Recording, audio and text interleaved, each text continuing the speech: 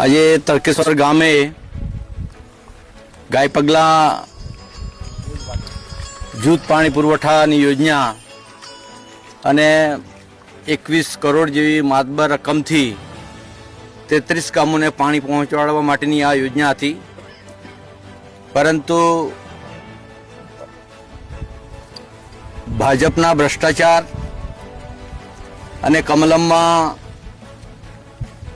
પહેલે work order પહેલાં 40% પહોંચાડવાની જે અમે વારંવાર રજૂઆતો કરીએ છીએ અને લોકોમાં જાગૃતિ માટે કરીએ છીએ, પરંતુ આ તમે પાછળ જોઈ શકો છો કે 21 કરોડની માતબર રકમની જે ટાંકી બનેલી ભૂગર્ભ જળ સાથે અને 33 ગામોને પહોંચાડવાની યોજના હતી, પણ ટેસ્ટિંગ વખતે ધરાશાયી થઈ છે.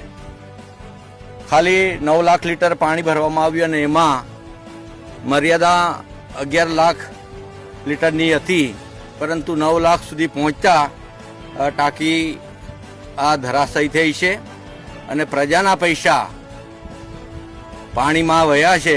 અને ભાજપ જે રીતે કમલમ અને RSS કે ભાજપ પૈસા પહોંચાડવાની જે પ્રક્રિયા કરે છે એમાં કોનો ભાગ છે એ હવે તપાસનો વિષય છે.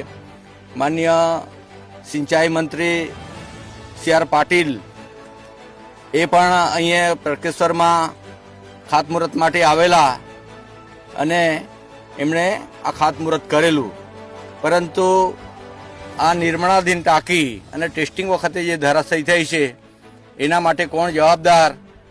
કોઈક અધિકારીઓનો ભોગ લેવાશે, નાના કર્મચારીઓનો ભોગ લેવાશે, પરંતુ જે મોટા મગરમચ્છ છે એ છટકી જવાના છે અને નિર્દોષ લોકો પર આરોપો આવવાના છે.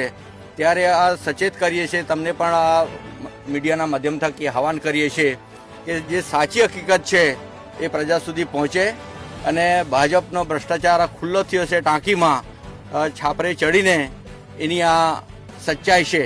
અને એટલા માટે આજે અમે માનીય મનહરભાઈ અને આખી કોંગ્રેસની ટીમ સ્થળ પર મુલાકાત આવી હતી અને કેટલાક હમણાં જાણવા મળ્યું કે 10-15 મિનિટ પહેલાં કેટલાક અધિકારીઓ પણ ગાંધીનગરથી આવીને તપાસનું નાટક કરવા માટે આવ્યા છે.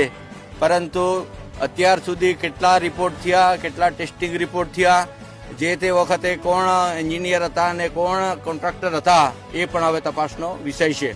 એટલે આ 21 કરોડમાં પૈસા ક્યાં સુધી, કયા કમલમ સુધી, બારડોલી કમલમ સુધી કે ગાંધીનગર કમલમ સુધી કે દિલ્હી સુધી પહોંચ્યા છે એ તપાસનો વિષય છે.